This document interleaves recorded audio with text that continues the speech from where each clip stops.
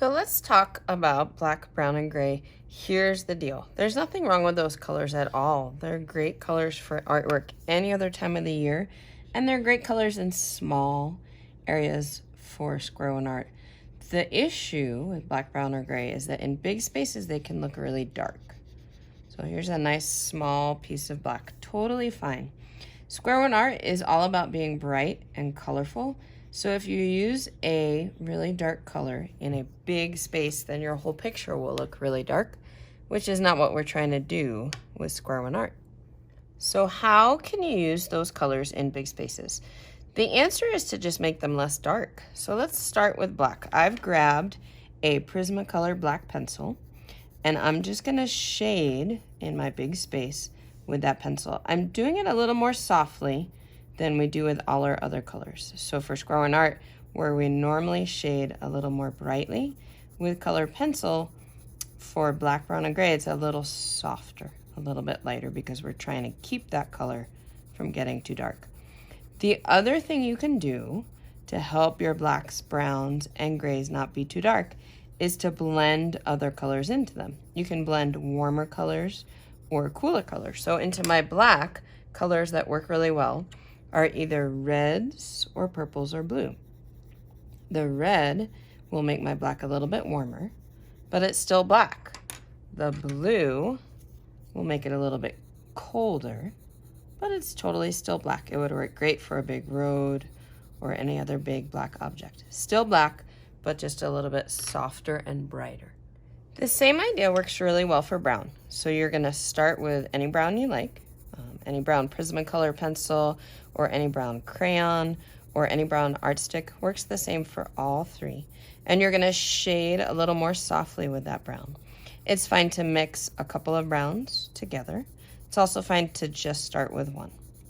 However you choose to start, what you wanna do to your brown is make it warmer. So it's still totally brown, it's just a warmer brown. So think about warm colors that you could add to brown to get a little bit brighter.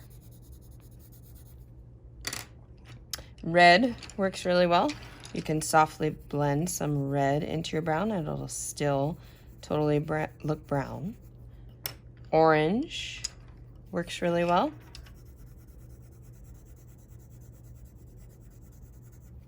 And yellow works really well. You could blend all three into your brown. It will still be brown, but it'll be a much brighter, warmer brown. Gray is a tiny bit different. The gray marker is real dark, so we don't want to use the gray marker in a big space, but the gray color pencil is not real dark. It's pretty light. So where the black and the brown, we didn't really press much harder. We did it real softly, soft shading.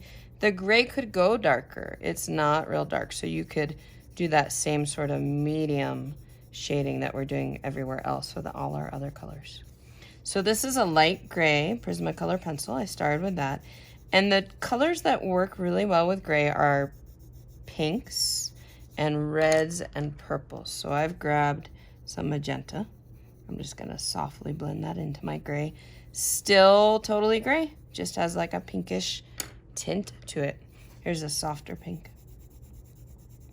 So that's all you need to know. All you need to do for your browns and blacks and grays is avoid markers because they're just too dark, and then just use some blending and layering of some warmer, brighter colors to help those colors really pop and really stand out.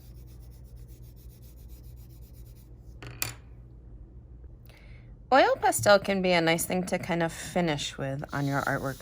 Maybe there's a color that you'd like to get a little bit brighter.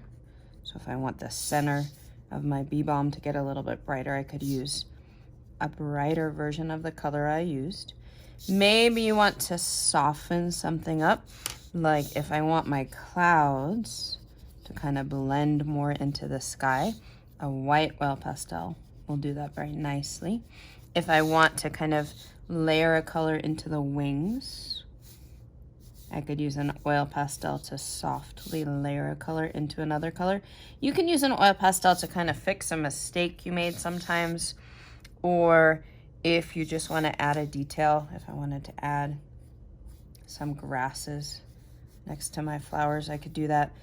What you don't want to do with an oil pastel is kind of take over your picture. So you don't want to kind of color the whole bird in this bright green because it won't look, it'll look like a solid color. It won't look soft and shaded.